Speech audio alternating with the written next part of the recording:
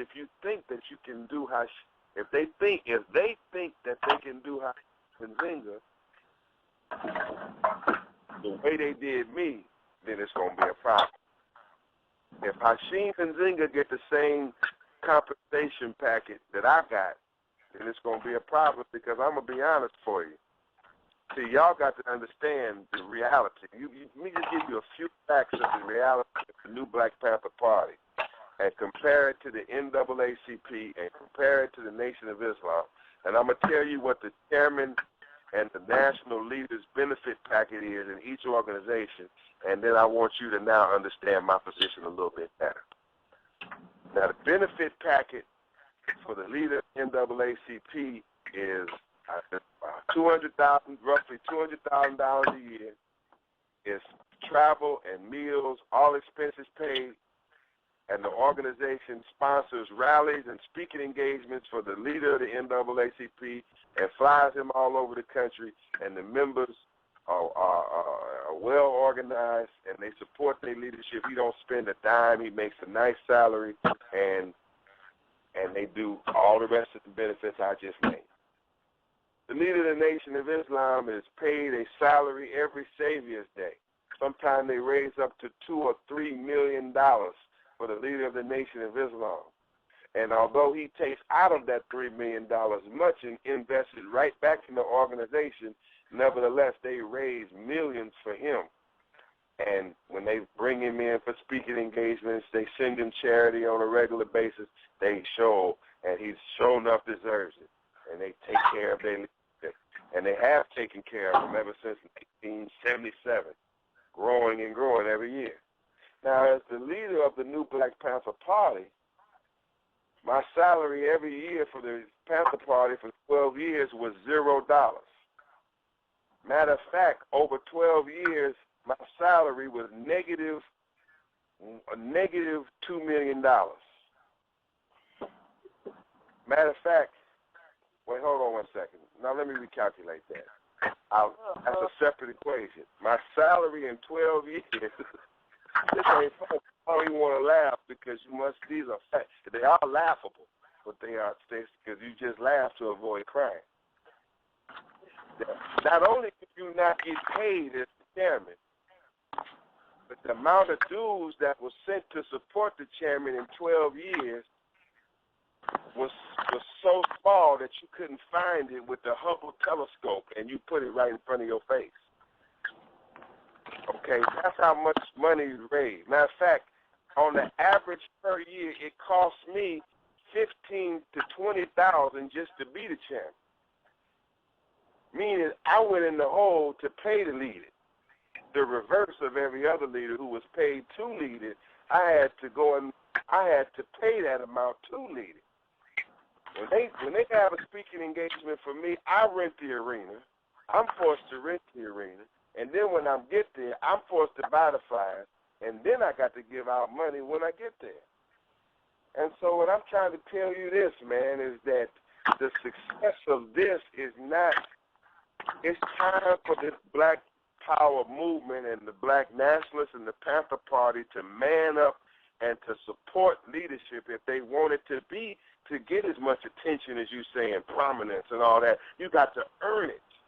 Ain't nobody ever gonna appear to you in America that is gonna go out here and put that kind of money in and that kind of sacrifice in and pay his own way and pay your way. You ain't never gonna get that ever in the history of America again. I'm sorry, that was given to you by one man at one time. The next man cannot give you that, not you specific, sir, but in general. But he cannot give the rest of you that. You'll never do that. You're going to have to man up and do it the way every other group does it and support their leadership.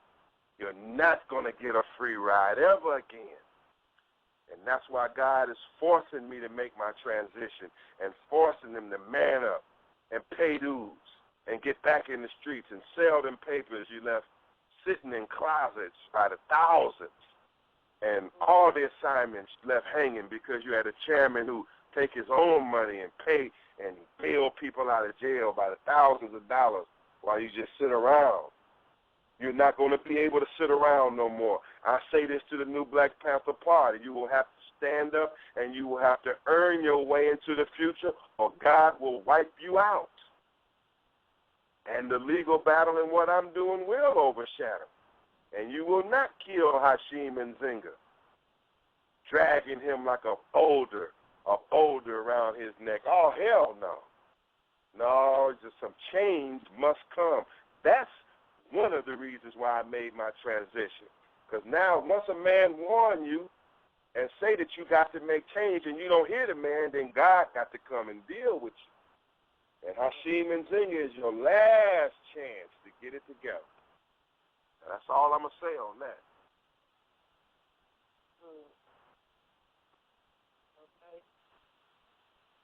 So it was an economic. You basically making an economic decision to make more money.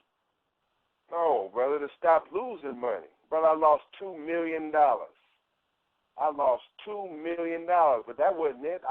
That wasn't really it.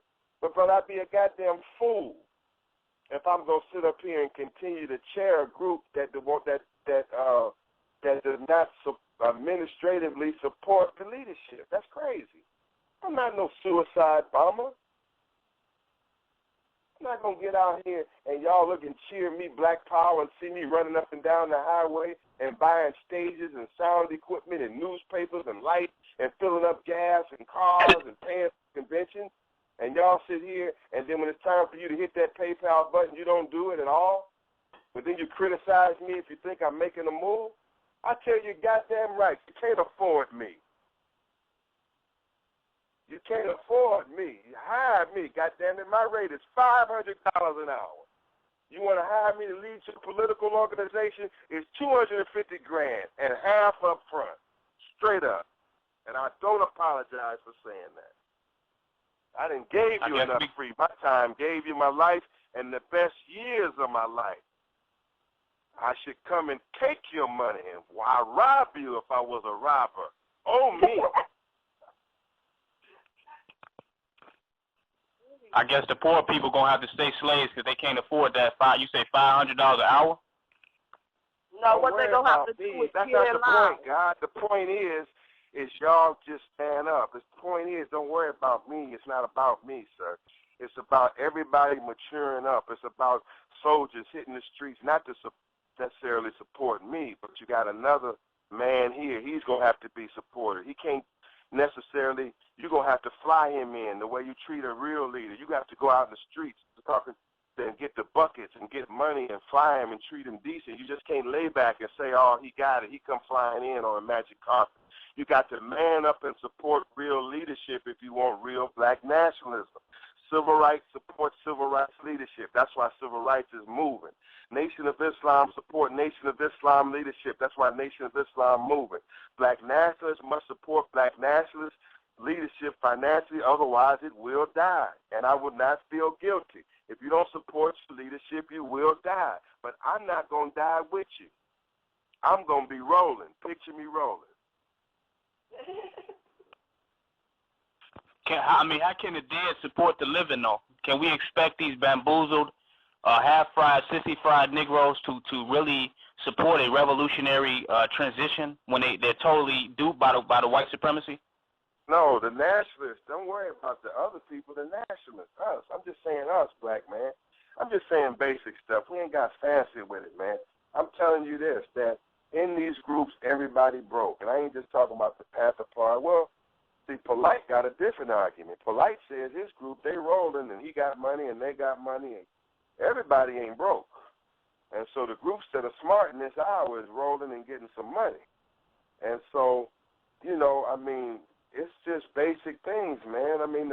The new Black Panther Party got away from fundamental activities such as going out and getting the buckets, going out and taking the buckets door to door and out in the streets and collecting that money from the Arabs and the Asians and the other people in our community. We start getting cute.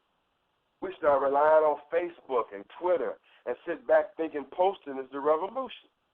When the ways that we started with Dr. Khalid Abdul Muhammad, man, when we needed funds to travel, funds for an event, funds for fly, funds to send to Khalid Muhammad, we went out and went to all of them people in the community and collected money and funded our operations.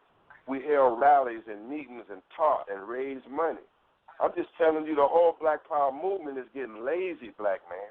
They're getting lazy. They have stopped working with the people. They have stopped hitting the streets, and they have become comfortable with posting online social media and thinking social media is the revolution. We have lost the hardcore soldier, and I have not lost that.